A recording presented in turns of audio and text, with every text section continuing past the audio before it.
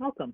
We're glad to have you with us for this pre-recorded session of Going Online, Applying Evidence-Based and Inclusive Practices to the Online Synchronous Classroom.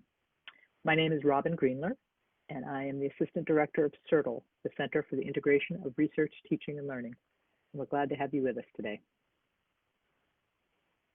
The structure of this session will include an introduction, and then we're going to look at several components associated with the synchronous online classroom, including building social presence, assessing student learning, program design, facilitating a synchronous session and promoting student engagement, that is, how to get them engaged in talking, and teaching inclusively online. If this was a live session, I would start by having people introduce themselves, their name and institution, and just go down the participant list quickly to have people jump onto the camera and mic and introduce themselves. It also is a way to test and make sure that the cameras and mics for everyone are working. And I would probably ask what people want to get out of this session. In this case, I'm having them type it into the chat window. And if you look in the lower right corner, we have a pair of an icon here and a little text that gives people a bit of a guidepost. So anytime in this session, when we're asking people to interact in the live session, we will give them this guidepost to let them know what tool we're expecting them to interact with, just to kind of decrease the number of things they're trying to navigate at once. Now, you could also use a polling tool for this, or if you had a whiteboard tool, they could just type it right onto this blank space here. The learning goals for this workshop are to identify and share concerns and questions about teaching in the online synchronous environment, and then to describe and practice strategies involved in the systematic implementation of those components that I talked about earlier: social presence, assessment, design, facilitation, and inclusivity. The first section we're going to talk about is building a social presence. Social presence is that sense of community, sense of belonging, the idea that someone feels that they are seen and seeing others and being seen themselves, that they belong to a social group. Many of us intuitively support that in a face-to-face classroom and have ways that we help build that sense of community. And the research says that many of us, when we get into synchronous online sessions, leave that behind. It's all too easy to kind of become a talking head and not consider the other people in the room and the fact that we're kind of a whole group of us have gathered. Why it's important is because the research is unequivocal that in addition to this improving perceived learning and student satisfaction, both with the course and the instructor, and instructor satisfaction with the course, in addition to improving all of those things that are kind of somewhat subjective and perceived, it also absolutely increases learning performance, so that the learning is increased when students feel like they belong, that they're part of a community of learning. It also ties to how do we teach in ways that are more inclusive. So the idea is that in the synchronous environment, it's critical that we incorporate social aspects of learning into both the design of our course and into the instruction of it. Promoting a social presence starts before you log into that classroom. So before the class, what kind of communications are you having with the students? Are you communicating with them? Do they have an opportunity to do something like share a brief bio with each other, for instance, in your learning management system, such as Moodle? Have you invited them to ask you about any accessibility needs that they might feel they have? Have you communicated logistics and all of those things? But some of it is not just communicating things to them, but also finding ways that they can either be communicating with each other or at least back to you. The moments right before class, that 10 or 15 minutes before class actually starts, in a face-to-face classroom, instructors sometimes use that to come to class a few minutes early and chat with the students in the front row. It helps warm the classroom, kind of warm things up. It starts to build some rapport with some of the students. And the time in the synchronous classroom can do very much the same thing.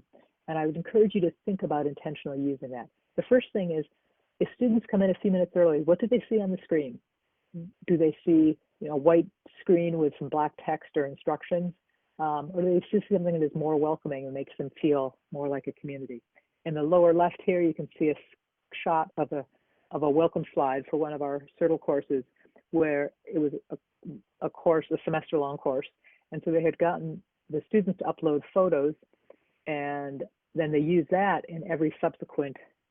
They made a slide out of it and used it in every subsequent class. So when students came in, they saw the other students in the classroom, and there was a sense of, I'm part of this community.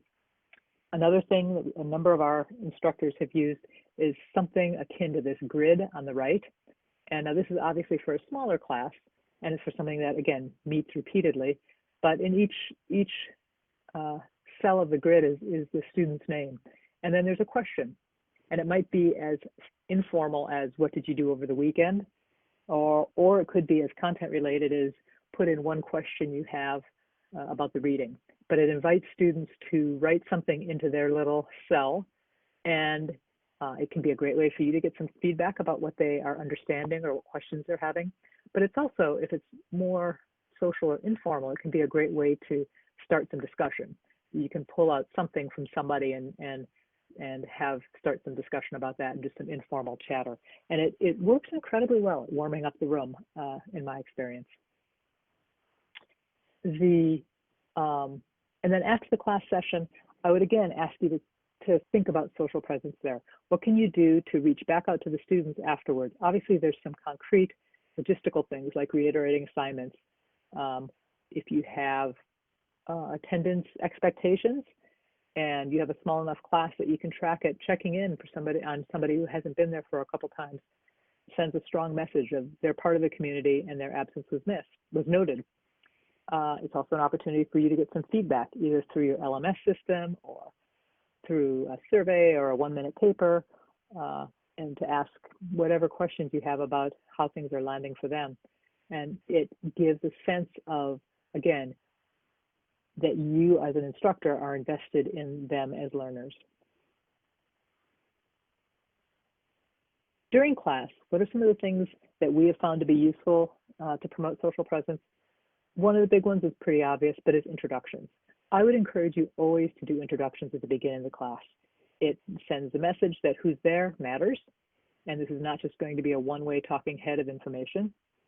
If it's a very, very large session, either a large class or a one-time webinar, you might not have time to do individual instructions, but you can even do something as simple as asking everyone to type their name and where they're from into the chat window. If you have 100 people doing that, what you'll just see is the chat window will very quickly scroll through many, many, many names. And it gives you a sense. You can read out a few as they pass by, or note a few locations. It gives a sense of who's in the room, how many people are in the room, where they come from, and that you care about that. If it's a small class, I would encourage you to ask them to jump onto their camera and microphone, turn their camera on and their microphone on, and introduce themselves by name. You can go down the participant list and do it in that order. You can even tell them you're doing it in that order so they know when to get ready to jump onto their microphone quickly. It's also a chance for you to make sure that everybody has equipment that's working and that they know how to use it.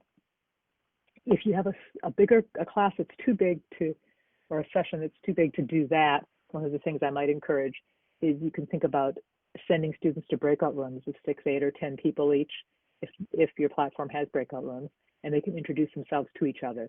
The whole class isn't known then, but at least there's a group of people who then are getting to know each other. Timing can have a lot to do with creating that sense of presence. One thing is whenever you ask for feedback, and of course, I'd encourage you to ask for it frequently, whether it's just short little check-ins or longer discussions, you have to wait for it. It just takes time. There's that awkward time after you've asked something when there's dead silence in a classroom, and that's true in a face-to-face classroom. It's even longer, and it's, in my experience, it's even more awkward in the synchronous classroom. But give it some time, give it some moments. People have to collect their thoughts for whatever response they want to do, and then they have to navigate their way through the technology to figure out where the chat is or how to type it or what they need to click on. And it just takes a little bit of time. I would leave more time for everything. If there's a discussion back and forth, it might just happen a little slower as people think it through. You can watch the chat tool, and in many platforms, you can tell if somebody's actively typing in the chat, and even just say, I see there's a couple people still typing in the chat, so we're just going to wait a few minutes while they compose their thoughts. Obviously, typing a chat can take a while, but if you name what you're doing, then it tends to be far less awkward, and people can settle into that silence while they wait rather than just feeling that awkward pressure. I would say that to the degree you can speak slowly and clearly can really help, and be very explicit about the instructions and the process. It's easy for students to get a little lost to where it is they're supposed to go and what they're supposed to press and how they're doing that. And so I would encourage you to be as explicit as possible, to say, in a minute, I'm going to ask you to do this, but right now I just want to explain X and Y to you, and then we will do that in a minute, but don't go there now. You know, just to be very explicit and make sure people all understand the kind of instructions on how to navigate, because we don't want that to be a barrier. Some instructors that I've worked with have had the expectation that all students have their video feeds on through the class or through the whole session, or students who have that capability to do that. Or in some platforms where there's only a limited number of video feeds at one time that can be displayed, they've just asked that those remain full. And if somebody needs to jump out after a little while, somebody else will jump in, and everybody takes turns being on video. It does make a powerful statement about and a sense of other people being in the room.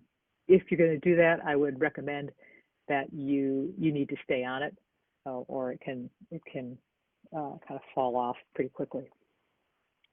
Technical issues will occur, and with other students, either with the platform or with other students. And if they do, there's a kind of two sides to it. One is you don't want that technical issue to be a barrier for the students. So if it's possible that you can easily solve that issue, I would encourage you to go ahead and do so.